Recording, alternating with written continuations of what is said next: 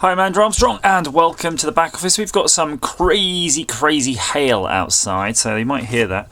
I've got this calculator from Billy Sasters1 on Twitter, and I tried combinations of this. This is basically a Canon Palmtronic 8S, and it can take a module in here which either takes two penlight cells, which are those, either a Canon NiCad battery pack, or a Canon AC adapter. So it had different sort of personality things that obviously would clip in here, or you'd plug the jack in there. So I've tried the batteries in. I can't figure out the polarities. I've been experimenting, and it doesn't seem to do anything anyway. So I've just decided to rip into it. I don't know if it's working or not. I haven't had confirmation yet back from Billy if it is a dead 'un or a good 'un. So I thought I'll just turn on the camera though and have a little look-see inside, because that way I could actually probably work out what's the polarity as well if I want to do a bit more of a involved test and use something of a slightly higher current power supply. Because of course the last thing you want to do though is really go nuts with it if you've got something that can put out a lot of juice. So first things first, you can see there's an interesting power switch, and it's got this bit of plastic that moves, which is a little indicator, which is supposed to tell you if it's on or off, I imagine, and that goes in there. The reason being that you can see that when you switch it, you'll see it either green or not. So that's a nice little switchy there. So I'm going to put that aside. It's quite an interesting sort of contraption here, really, isn't it? So it's the switch and the jack and everything all in one. What's interesting and of note is that there does seem to be a bit of a resistor going on here. See right in there, if the camera will focus, there is a resistor from this pin going somewhere into the gubbins inside where the switch goes. So then the wires come here through to this part of the unit. You can see them tucked in here underneath this capacitor, and then to the PCB right there. Again, no markings for polarity. There is just a sort of VP here. Maybe that's a voltage positive. We can check that because we've got a VDD there. Let's see. This is interesting right down here. Don't know what that is. It's potentially some sort of driver, I think, or power supply. Green and red. Good choice of wires. So we've got continuity tester going. Although there does seem to be a certain amount of a conformal coating on here.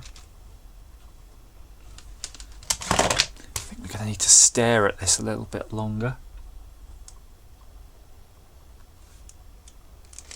So we've got some capacitors there too, so perhaps we could use the legs. We know this is the negative side of this capacitor. In fact, there's a negative right there symbol. So we've got this negative side of this capacitor. Yeah, again, nothing. Odd, isn't it? Very odd. Negative side of that capacitor.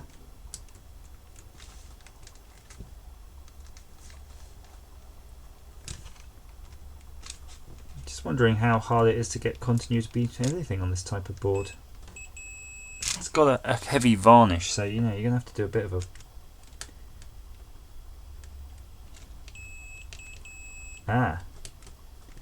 So this is the positive side of that capacitor going to the green. So it looks like the green could be positive here.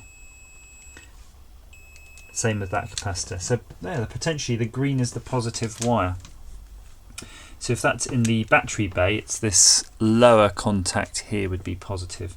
So the power supply says it's 3 volts. I'm going to turn that over. 3 volts, 0.2 watts. So we do have a bench power supply. And we know that positive will be on that green wire. So we're going to bypass the whole switch. So we're going to take that out. And I might rig something up with our little voltmeter here at some future back office. I think we need to make a whole back office test bench that you can see via the camera. That would be quite nice, wouldn't it? So you could basically see what I see. So we've got the power supply. I'm not going to turn the output on. In fact, I'm going to unplug it just to be doubly safe. Yep, it was set to 16 volts. That would have blown out this calculator. Just touching it up to the 3. We're just on 3, and I'm going to leave the current right down low. In fact, and then we're going to turn that on.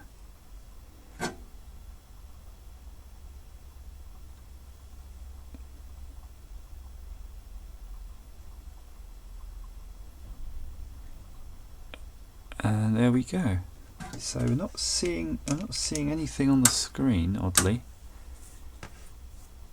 Same way using 48 milliamps. Oh, there we go. We have. I see a digit. I don't know when what that appeared, but there he is. Definitely a digit there.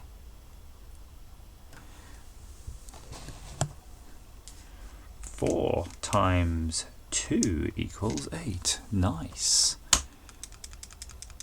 Right, so it is a working calculator.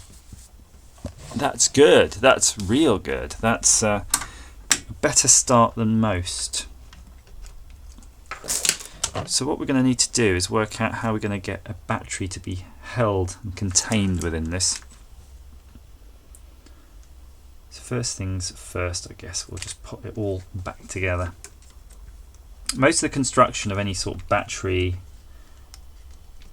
holder can be done from outside on this. So just going to pop that in.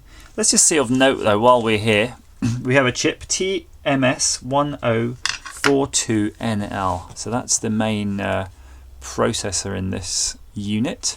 Looks like we've got some sort of power supply here, possibly a transformer for driving the screen, and the screen is an Itron FG95D6 from Japan. Where all the best electronics came from back in the day. Don't know if they still are the leaders in electronics. I kind of think they probably lost their way a bit. Maybe Korea is now. I couldn't possibly comment with any authority though. Let's pop that in. Apart from that though, anything on that side of the PCB just looked pretty much regular PCB type things. I want to make sure this battery port goes on the right place.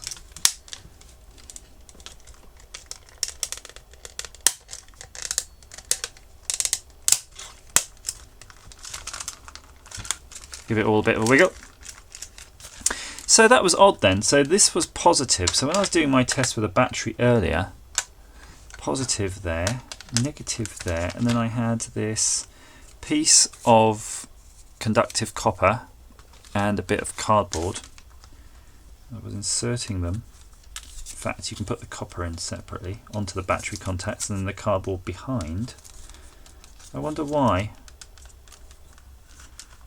I wasn't seeing it come on.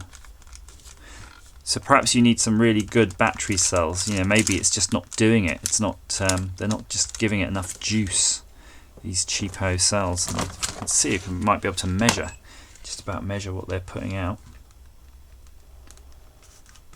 And they're putting out 3 volts. That is a 3 volts allegedly. So they've definitely got the volts, but have they got the current? Appears not. So options for this are pretty limited. So you've either got to, well, you could effectively just do what I've done there and leave it at that with a bit of foam or cardboard, or alternatively, which is probably a little bit more fun, you could pour in here. If you can just fill up those holes, you see there's some holes down there, and be prepared to sacrifice losing the serial label. Fill this up with some RTV silicone and attempt to make a mould. So you could take your RTV silicone or some other material, and then you take a mould of that and then a mould of that.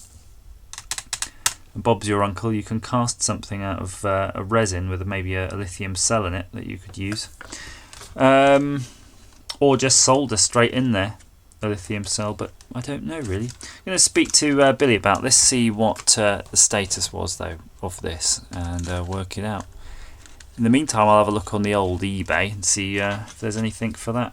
If you're really keen, 3D CAD something up and then print it out. That clips in there. So that could be your fix right there. Comments down below as ever. Thank you for watching.